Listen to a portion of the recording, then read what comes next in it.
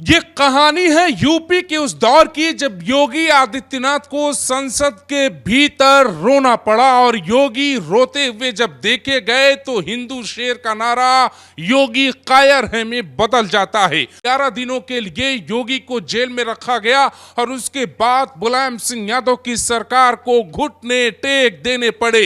लेकिन उसके बाद 12 मार्च साल 2007 को संसद के भीतर देश के सामने योगी आदित्यनाथ फफक फफक कर रो पड़ते हैं और उसके बाद योगी शेर का नारा योगी कायर में बदल जाता है। लेकिन योगी रोए क्यों थे? क्या वो सिर्फ इसलिए रोए थे कि मुलायम सिंह यादव की सरकार ने उनकी सिक्योरिटी वापस ले ली थी या उन्हें 11 दिनों के लिए जेल में डाल दिया था, या योगी के रोने की वजह भी कोई अपनों की दी गई चोट थी?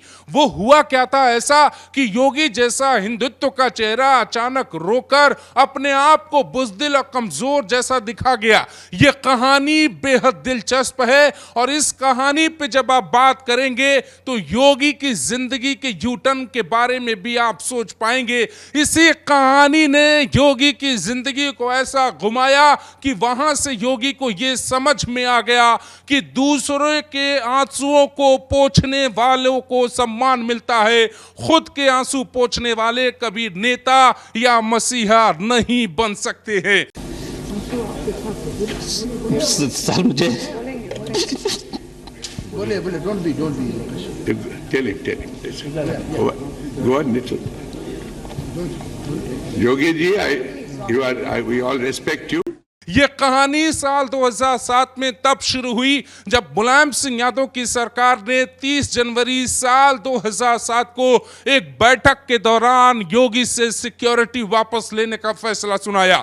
उन्हीं दिनों 4 मार्च साल 2007 में सुनील महतो नाम के बड़े नेता झारखंड मुक्ति मोर्चा की हत्या कर दी जाती नक्सलियों के द्वारा, और उन्हीं का मुद्दा उठाकर योगी सदन में कहते हैं कि क्या मैं इस सदन का सदस्य हूं या नहीं, क्या ये सदन मुझे संरक्षण नहीं दे सकता है? अगर नहीं दे सकता है तो आज ही मैं ये सदन छोड़कर चला जाता हूं। मैंने अपने परिवार को त्यागा, अब मैं एक संत बना और यूपी की जनता की सेवा करने के लिए आया हूं।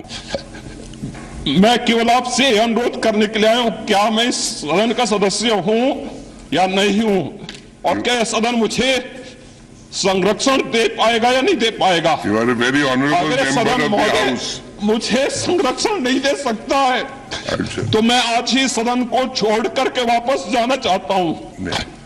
यो छोड़िए सब। मैंने कोई महत्व नहीं रखता महोदय, मैंने अपने जीवन से संन्यास लिया है अपने समाज के लिए। मैंने अपने परिवार को छोड़ा है, मैंने अपने माँ बाप को छोड़ा है, लेकिन आज मुझे अपराधी बनाया जा रहा है महोदय। योगी आदित्यनाथ की रोती हुई तस्वीरों को आपने बार बार देखा, लेकिन क्या आप जानते हैं कि योगी की आंखों में आंसू आने के पीछे की मुख्य वजह क्या थी? और योगी जब संसद में रोए तो 9 महीने के लिए यूपी की सियासत से अचानक गायब क्यों हो गए? योगी ऐसे गायब हुए कि वो अपने लोगों से भी नहीं मिलते और ना ही मीडिया में आकर कोई बयान देते हैं। मुलायम सिंह यादव और मुसलमानों को यह लगता है कि योगी आदित्यनाथ का राजनीतिक अंत यूपी से हो गया, लेकिन कुछ ऐसा होने वाला था जिसका अंदाजा न तो योगी के समर्थकों को था, न ही यूपी के मुसलमानों को, और न ही समाजवादी पार्टी के बड़े नेताओं को, और खुद उस वक्त के मुख्यमंत्री मुलायम सिंह यादव को था। मुलायम सिंह यादव की सरकार में दो हाथ करने वाले योगी आदित्यनाथ बुरी तरह से अकेले पड़ चुके थे, और योगी की आंखों में आंसू के पीछे वजह सिर्फ मुलायम सिंह यादव नहीं बल्कि बीजेपी भी थी। बीजेपी कभी भी योगी के नैरेटिव को आगे नहीं बढ़ाना चाहती थी, और यहां तक कि जब उन्हें जेल में डाला गया तो गोरखपुर के अलावा, पूर्वांचल के अलावा बीजेपी का कोई बड़ा नेता योगी के बचाव में नहीं आता है। योगी लगभग अकेले पड़ जाते हैं और यही कारण होता है कि वो संसद में रो देते हैं। रोने के बाद जो कार्यकर्ता, योगी के समर्थक और उनको चाहने वाले लोग योगी शेर है कहकर अपने गर्व की बात मानते थे, वो योगी आदित्यनाथ को लेकर ये कहने लगे कि योगी सिर्फ एक भड़काऊ वो भीड़ के सामने भाषण देने वाले नेता मात्र हैं और योगी की बोल्ड छवि ब्रेक हो जाती है और योगी को रोने की वजह से एक बहुत बड़ा पॉलिटिकल झटका लगता है और उसके बाद योगी ज्यादातर वक्त अपने मठ में रहते थे। ऐसा लगा कि वो राजनीति से दूर हो जाएंगे। लाख कोशिशें की गई और उस वक्त के हिंदू युवा वाहिनी के उत्तर प्रदेश के अध्यक्ष सुनील सिंह ने भी लाख कोशिशें कर योगी को समझाने की बात कही कि दोबारा आपका राजनीति में जन्म लेना जरूरी है और कुल कराना जरूरी है। उस वक्त योगी आदित्यनाथ के गुरु महंत वैद्यनाथ भी योगी को समझाते कि पहले से ज्यादा बेबाक बनकर आपको जनता की लड़ाई लड़नी पड़ेगी। योगी आदित्यनाथ इस बात को समझ चुके थे कि उनका नरेटिव बहुत पूरी तरीके से चेंज हो चुका है। उन्हीं दिनों मुख्तार अंसारी का मऊ, गाजियाबाद और आजमगढ़ में वर्चस्व बढ़ चुका था और 2005 के दंगे के दौरान एक बड़े हथियार को लहराते हुए तस्वीर यूपी ने देख लिया था। खुली हुई जिप्सी में मुख्तार अंसारी ने वो हथियार दिखाए और प्रशासन कुछ कर नहीं पाया। लेकिन साल 2007 की उस घटना के बाद योगी को जब समझाया गया कि आपको वापस आना होगा और अपनी छवि दोबारा बनानी होगी, तो योगी आदित्यनाथ फैसला करते हैं कि वो यूपी में दोबारा लौटेंगे। जब लौटते हैं तो नारा बदल जाता है। जो हिंदू योगी को कायर कहते थे वो कहने लगे योगी शेर था, योगी शेर है, योगी शेर रहेगा। सितंबर साल 2008 में आजमगढ़ में योगी आदित्यनाथ जाने के लिए हुकार भरते हैं और लगभग 40 गाड़ियों के काफिले के साथ गोरखपुर से योगी का काफिला आजमगढ़ पहुंच जाता है। लेकिन आजमगढ़ पहुंचने से पहले रास्ते में ही योगी पर एक हमला किया जाता है और वो हमला इतना खतरनाक था कि अगर वो लाल वाली एसयूवी से उतरकर योगी दूसरी गाड़ी में ना बैठते तो शायद उस दिन के आगे योगी हमारे आपके बीच ना होते। योगी उस घटना में बच गए, लेकिन उनकी छवि जो टूटी थी उसे थोड़ा मेकओवर करने का मौका दिखा और उसके बाद योगी एक के बाद एक बयान देने लगते हैं। साल 2008 के बाद यूपी की सियासत में एंट्री होती है साल 2009 की और उन्हीं दिनों यूपी के साथ पूरे देश में लोकसभा चुनाव था और योगी आदित्यनाथ एक से बढ़कर एक बेबाक भाषण देने लगते हैं और वो बताने की कोशिश करते हैं कि जो नेता संसद में रोया था वो इसलिए नहीं रोया था कि वो कमजोर है, बल्कि वो इसलिए रोया क्योंकि वो अकेला पड़ गया। योगी को यह समझ आ चुका था कि यूपी की सियासत या देश की सियासत या संतों के चोले में रोने का अधिकार शायद समाज नहीं देता है और योगी ने एक ऐसा भाषण दिया जिसका वीडियो लंबे वक्त बाद वायरल हुआ।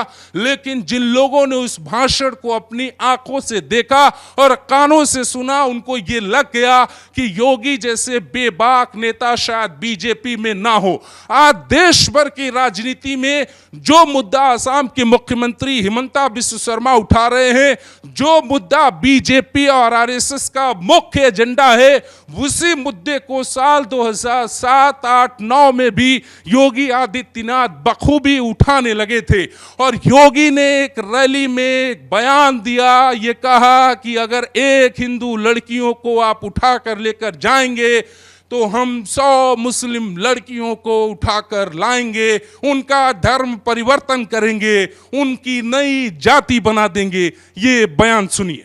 गोरखपुर से एक मुसलमान ने एक पैरवी कर दी, एक अधिवक्ता था, वह जाके कोर्ट में एक अपील कर दिया। उसने कहा कि उत्तर प्रदेश में और जगह तो हिंदू बालिकाएं जाती होंगी, लेकिन गोरखपुर में मुस्लिम बालिकाएं हिंदुओं के घर में आती हैं। हम लोगों ने इस परंपरा को स्वीकार किया। किसी कालखंड में कोई बना होगा, अगर वह हिंदू बनेगा हम उसको स्वीकार करेंगे, उसकी शुद्धि करवाएंगे और उसको अपनाएंगे, एक नई जाति का फिर से निर्माण करवा देंगे। पूरी जाति भी नहीं बना डालेंगे, हम लोग स्वीकार करेंगे। और हम लोगों ने तय कर रखा है कि अगर वह एक हिंदू बालिका को ले जाएंगे तो कम से कम 100 मुस्लिम बालिकाओं को हिंदू इसी बयान के बाद योगी आदित्यनाथ का कद दोबारा से राजनीति में उभार मार लेता है और दुनिया भर के अखबार फिर से योगी की बात करने लगते हैं। लोकसभा चुनाव के दौरान भी यह भाषण वायरल हुआ और उसके बाद जब योगी को मुख्यमंत्री बनाया गया तो कई मीडिया संस्थानों ने इसी बयान को दिखाकर यह सवाल पूछा कि क्या एक ऐसे व्यक्ति को संवैधानिक कुर्सी पर बैठाना चाहिए जो किसी एक कम्युनिटी के लिए इतना खुलकर बोलता हो। यह मामला न्यायालय में भी गया और इस पे योगी के खिलाफ एक केस भी भड़काऊ बयान का दर्ज किया जाता है। लेकिन योगी आदित्यनाथ इन दिनों ये समझ चुके थे कि जिनके आंखों में आंसू आए राजनीति के कारण से उन्हीं की आंखों में अंगारे दिखाने पड़ेंगे और योगी उसी रास्ते पे चल पड़े। योगी एक के बाद एक मुख्तार अंसारी से पंगा लेते रहे और मुख्तार के गढ़ में घुसकर हिंदुओं की बात उठाते रहे। साल 2008 दंगे के बाद योगी आदित्यनाथ आतंकवादियों के खिलाफ एक बड़ी मुहिम छेड़ते हैं और आजमगढ़ जिसे आतंकवाद से जोड़ा जाता है उसे बचाने के लिए योगी अपनी जिम्मेदारी समझ लेते हैं। पूरे पूर्वांचल में मुख्तार अंसारी से लोहा लेने वाला उस वक्त तो ना कोई राजनेता था ना कोई अधिकारी था, यहां तक कि यूपी के मुख्यमंत्री भी हिम्मत नहीं दिखाते थे। प्रयागराज के हाई कोर्ट अतीक और मुख्तार के बाहुबल के सामने कमजोर पड़ जाते थे और फैसला सुनाने से पहले केस से अपना नाम वापस ले लेते थे। उस परिस्थितियों में योगी आदित्यनाथ ने यह इशारा किया कि अब इनसे मुकाबला योगी खुद करेंगे और उन्हीं घटनाओं ने योगी को इतना मजबूत बना दिया कि उनके समर्थकों को यह भरोसा हो गया कि जो व्यक्ति संसद में रो रहा था तब कहा गया ये कायर है, उस व्यक्ति में दम है और उसे सत्ता नेतृत्व का मौका मिलना चाहिए। साल 2012 में यूपी में विधानसभा चुनाव होते हैं और योगी की जो छवि होती है वो बड़ी हो चुकी होती है। संसद के भीतर रोने वाली छवि धूमिल होती जाती है और वो जो एक नैरेटिव गढ़ा जाता है कि योगी कमजोर है वो जो है कमजोर पड़ने लगती है और योगी बेबाकी से अपने भाषण देते हैं। साल 2014 के चुनाव में अंबेडकर नगर में योगी आदित्यनाथ घुस जाते हैं और उस वक्त मुलायम सिंह यादव के पुत्र अखिलेश यादव को ललकार कर कहते हैं कि 24 घंटे का वक्त देता हूं, अगर इंसाफ नहीं हुआ तो पूरा अंबेडकर नगर हमारे कब्जे में होगा। उसके बाद योगी ने राजनीति में जब उन्हें मुख्यमंत्री की कुर्सी मिली तो उन्होंने यह साबित किया कि राजनीतिक आंसुओं के बदले राजनीतिक अंगारे का मतलब क्या है। आज वही योगी सत्ता में है जिनसे हर कोई कांप रहा है। आज वही योगी सत्ता में है जिनसे माफियाओं को डर लग रहा है। आज वही योगी सत्ता में है जो रैली में कहते हैं कि अतीक अहमद ने पैंट पर पेशाब तक कर दिया था। आज वही योगी आदित्यनाथ सत्ता में है जो बेटियों को छेड़ने वालों के लिए कहते हैं इस चौराहे पे छेड़ोगे तो अगले चौराहे पर हम छेड़ देंगे। आज वही योगी आदित्यनाथ हैं जो ऑन द स्पॉट फैसला लेते हैं। आज वही योगी आदित्यनाथ यूपी के मुख्यमंत्री हैं जिनके लिए सुप्रीम कोर्ट में बड़े बड़े जजों को फैसला सुनाना पड़ता है कि क्या बुलडोजर कार्रवाई पे रोक लगा देनी चाहिए। नेम प्लेट से लेके ऑपरेशन लंगड़ा तक चलाने वाले योगी आदित्यनाथ ने राजनीतिक धक्के खाए हैं। राजनीतिक घटनाओं ने उन्हें इतना कुछ सिखा दिया, उन्हें यह समझ में आ गया कि उन्हें आंसुओं को पोंछने वाला नेता बनना पड़ेगा। इसीलिए 2007 में 12 मार्च को रोने के बाद योगी आदित्यनाथ को खुले मंच पर कभी भी रोते हुए नहीं देखा गया। इंडिया टीवी के आपकी अदालत की शो में जिसे रजत शर्मा ने गोरखपुर में विधानसभा चुनाव साल 2022 में किया था, उस चुनाव के दौरान योगी अपनी बहन के सवाल पे भावुक जरूर हुए थे, लेकिन यह कहते हुए प्रश्न टाल दिया था कि राजनीति में हमारा परिवार पूरा उत्तर प्रदेश है, इसीलिए हम पूरे उत्तर प्रदेश के लिए काम करना चाहते हैं। योगी आदित्यनाथ ने यह भी बता दिया कि बहनों से दूर, परिवार से दूर और राजनीतिक आक्रांताओं से बचकर निकले योगी कैसे अपने रूप में दुनिया को एक मैसेज दे सकते हैं, एक मॉडल बता सकते हैं, उस संसद की घटना को भुलवा सकते हैं और यह बता सकते हैं कि अगर बीजेपी ने साल 2007 में योगी का साथ दिया होता तो शायद मुलायम सिंह यादव के सरकार के फैसलों के बाद योगी कमजोर नहीं पड़ते। संसद पूरी भरी पड़ी थी, समाज पूरा योगी के रोने पे बटा पड़ा था। योगी के सामने स्थितियां कुछ वैसी ही थी जैसे रामचरितमानस में दिखाया गया कि जब राम के सामने सीता के कैरेक्टर को लेकर सवाल उठाया गया, वैसे राम निरुत्तर हो जाते हैं। ठीक राजनीति में, कलयुगी राजनीति में योगी आदित्यनाथ भी निरुत्तर खड़े थे,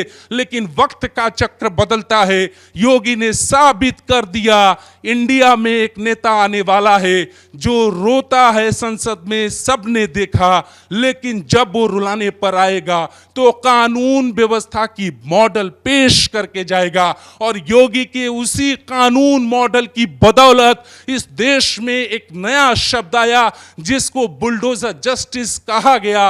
ये वही नेता हैं जिन्हें कभी कमजोर कहा गया और योगी के रोने के पीछे की जो मुख्य वजह थी वो वजह थी राजकुमार अग्रहरि की हत्या, जिसकी हत्या कर दी गई थी गोरखपुर में। कुछ मुसलमानों ने हत्या की थी। उसी पूरे मामले को लेकर योगी ने कई बयान दिए थे।